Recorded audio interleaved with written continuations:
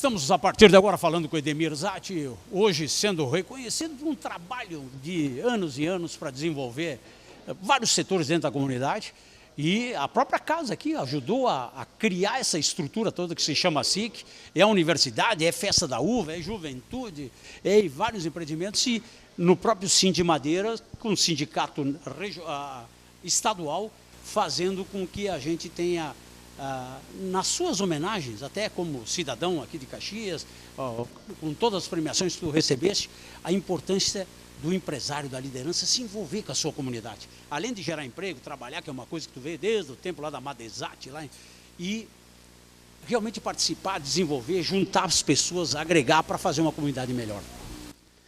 Bem, eu vim de Vila Oliva, né, e lá do interior, chegando aqui em Caxias, eu comecei a estudar no Colégio do Carmo, e daí eu senti que eu estava sendo recebido numa cidade, vindo do interior e bem recebido. E, em função disso, eu mais ou menos no meu íntimo planejei, mas eu tenho que retribuir a forma com que estou sendo recebido na cidade de Caxias. E procurei, então, em tudo que eu pude, entrar em atividades as mais variadas, desde o esporte, no futebol, no tênis, na comunidade, na própria comunidade religiosa, participando então da igreja propriamente dito, e além disso também participando de entidades como a Associação Comercial. Lá naquela época eu senti que poderia dar a minha colaboração não só para os empresários, mas também para a comunidade. E à medida que fui chamado a participar para recuperar a universidade, para adquirir os terrenos da Festa da Uva e contratar sua construção, a pedido do presidente Humberto Bassanese, no próprio sindicato Sindimadeira, onde eu poderia ajudar os empresários do meu setor, que sempre sofreram muito com o problema madeira, que sempre teve restrições da retirada da madeira, o preço sempre vil, até hoje ainda o é, mas de qualquer forma a gente procurou dar uma contribuição no setor empresarial e também uma contribuição para o setor social. Foi assim que aceitei ser presidente do Recreio da Juventude, e para mostrar alguma coisa para os associados, a gente iniciou o prédio que é hoje toda a construção que lá existe da sede esportiva do Recreio da Juventude.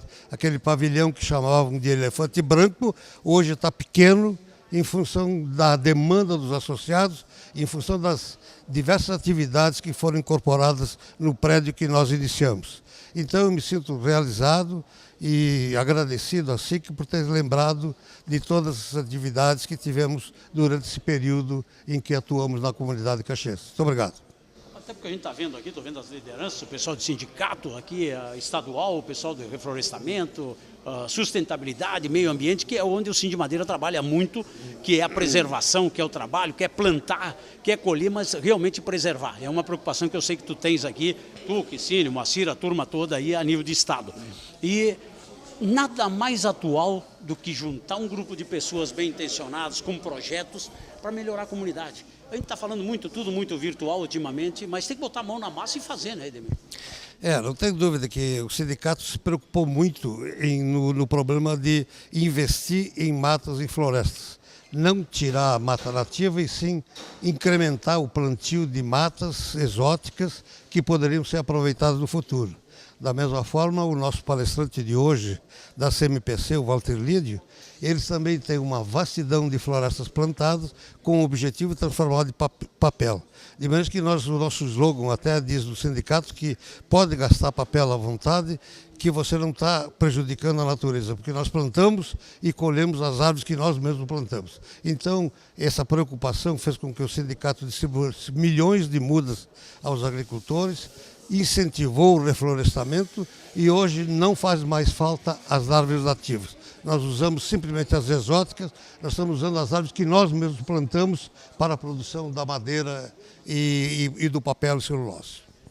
Uma mensagem de quem viveu todo esse tempo, está aí ativamente trabalhando até agora, com mais de 80 anos, e aí lutando, congregando, apoiando a comunidade. Para esse empresário que está começando, está empreendendo, cheio de informação, mas uma dificuldade de mercado muito grande. Com a tua experiência, o que a gente pode passar para esse mercado? Bom, Eu acho que, em primeiro lugar, é participar. Tem que participar mais das entidades de classe, opinar dentro dessas entidades, enfim, fazer com que ele se sinta mais informado e possa dar sua participação no sentido de conseguir atingir o objetivo. Com certeza, à medida que estiverem participando, vão vislumbrando coisas que podem ajudar a coletividade.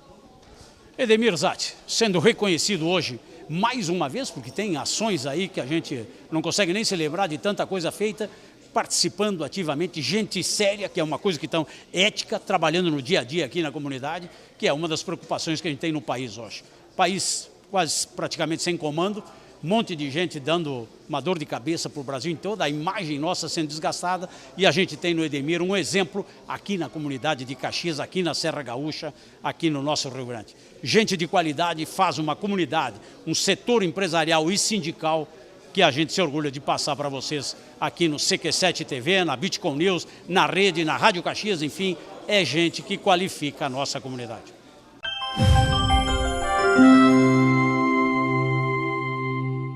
Walter, vamos passar para a nossa turma um pouquinho a importância desse segmento da celulose, do trabalho. A gente está falando aqui em papel, estamos falando em plantar, em reflorestar, nós estamos falando num setor até que muito questionável em várias ações, cada um tem sua opinião, e o setor ambiental vem com uma cobrança. Eu sempre digo, o Brasil tem uma visão de botar a legislação de primeiro mundo como um país onde muitas, inclusive, das leis são compradas, que é um negócio absurdo, que a gente às vezes não se dá conta. Estava analisando agora, vários segmentos empresariais compraram as leis que nós estamos cumprindo.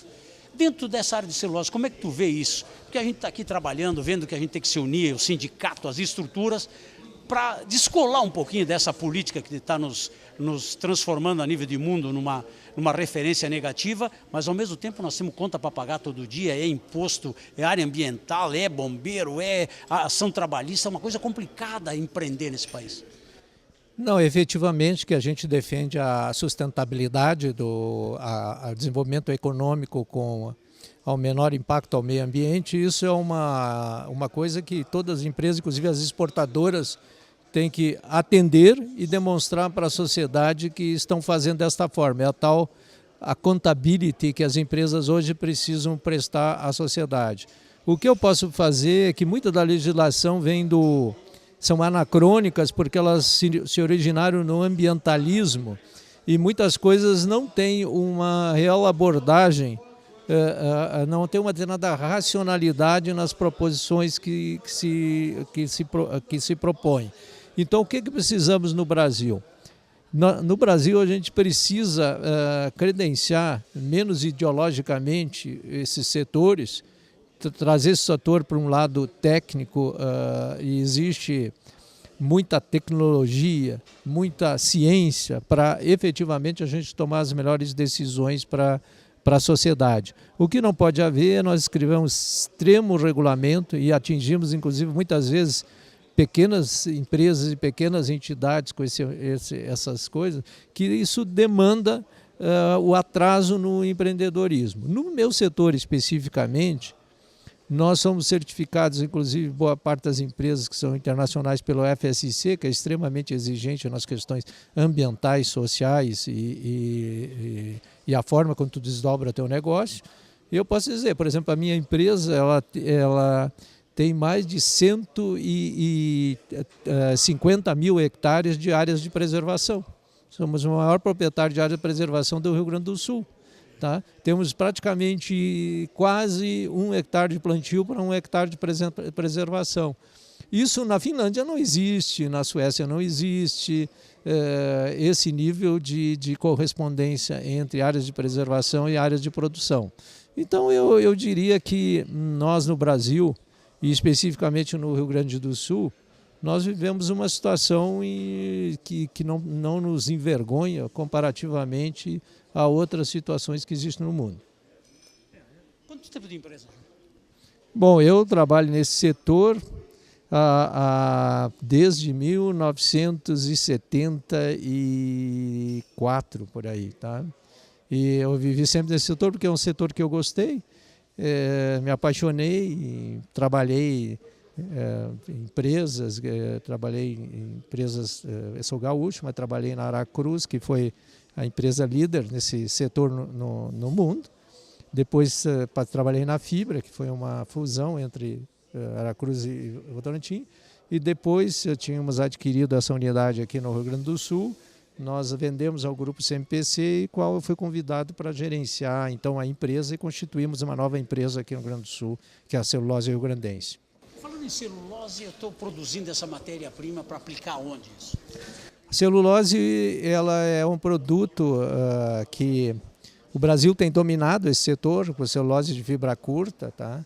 E é uma celulose que tem sido, entra no mundo, principalmente na parte de papéis higiênicos, papéis sanitários, e tem uma série de aplicações outras, inclusive medicamentos e tal. E fora isso tem os papéis de imprimir, escrever, tem celulose também que é utilizada muito dessas fibras, essas placas de revestimento são feitas com o uso de resina, mas eles precisam de uma malha que é a celulose.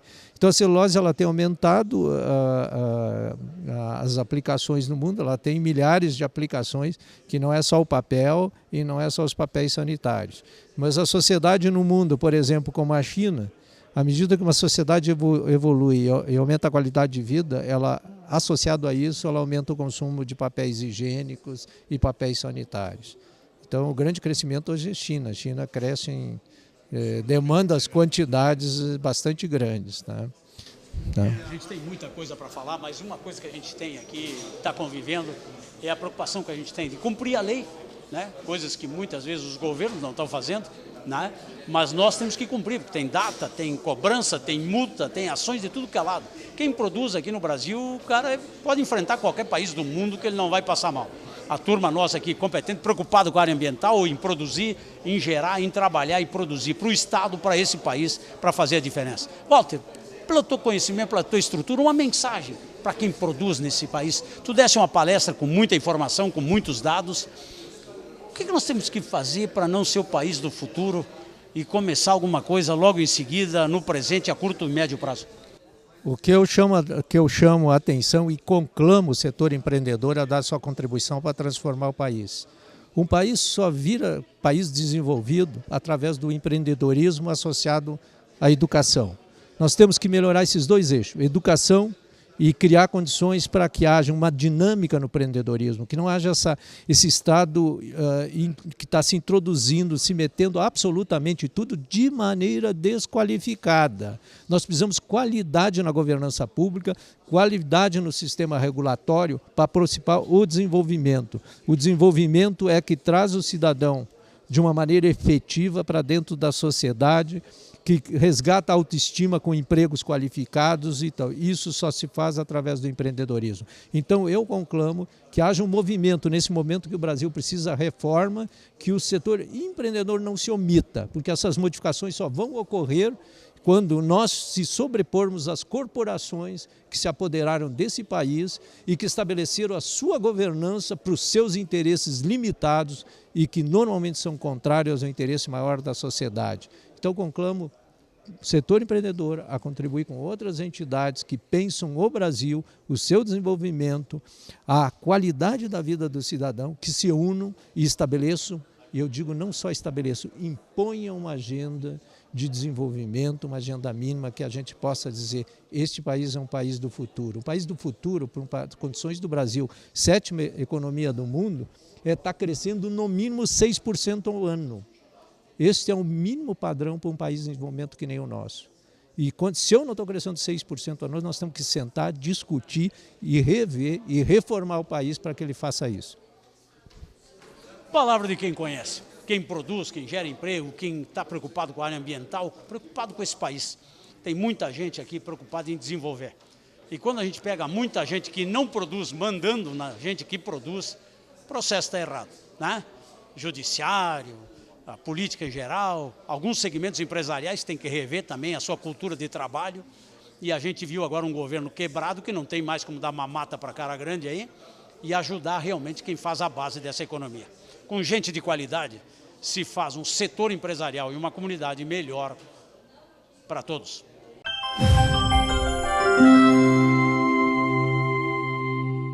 Estamos, a partir de agora, conversando com o Diogo aqui, da AGEFLOR, trazendo informação do setor. Estivemos conversando aí sobre celulose, o nosso palestrante, o Walter, aqui conosco, daí o Sindimadeira, o Quecínio, o Moacir, o Edemir, a turma toda, mostrando que o setor está organizado e quer desenvolver. Até porque o setor trabalha praticamente direta com a área ambiental, com produtividade, com preservação e com receita, porque qualquer negócio tem que dar resultado, né?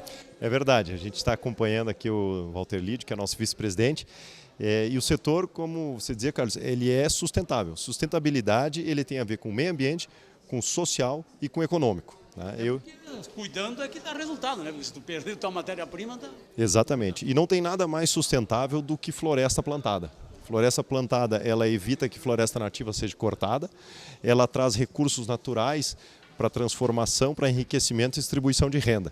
E a gente vai mostrar isso agora numa realidade diferente da nossa, aqui do Rio Grande do Sul, que é a do Chile, que é um país onde talvez o segundo ponto econômico mais importante seja as florestas. Eu acho que o primeiro é mineração, o segundo é florestas. Estamos indo numa missão para a Expo Corma, que é uma feira muito importante na região de Concepción, e lá vamos visitar, até a CMPC está nos ajudando na parte logística, vamos visitar florestas, empresas de base florestal, não só nós empresários do setor, mas junto conosco está indo o pessoal da Secretaria de Agricultura do Estado, da Secretaria de Meio Ambiente, da FEPAM, está indo também o deputado Elton Weber, representando o Parlamento Gaúcho, ele que é o presidente da Frente Parlamentar de Silvicultura. Então a gente está levando os atores todos desse setor, sejam público ou privado, para ver uma nova realidade e trazer implementos aqui para o Estado, para que o Estado possa melhorar. Nós temos, por exemplo, o projeto de lei que foi aprovado no final do ano passado, o licenciamento da silvicultura. Nós precisamos implementar o decreto dele, para que a gente possa evoluir na questão legal da proteção ambiental. Tá? Nós temos também um novo cadastro florestal que deve estar saindo esse ano. Então o governo ele tem evoluído, mas a gente tem certeza que olhando outras realidades a gente vai poder evoluir ainda mais. O evento, qual é o evento lá no Chile? No Chile existe uma feira da Corma. Corma é a Associação Chilena de Florestas, assim como é a AGEFLOR aqui no Rio Grande do Sul. E eles fazem uma feira chamada Expo Corma, que é dias 8, 9 e 10 de novembro. Nós estamos embarcando dia 6 de novembro para fazer as visitas técnicas e no dia 10 nós visitaremos a feira. Teremos lá também um momento com o CONAF. O CONAF é um órgão do governo chileno responsável pelas florestas, desde a parte de preservação, a parte de fomento, a parte de cuidados, por exemplo, contra incêndios.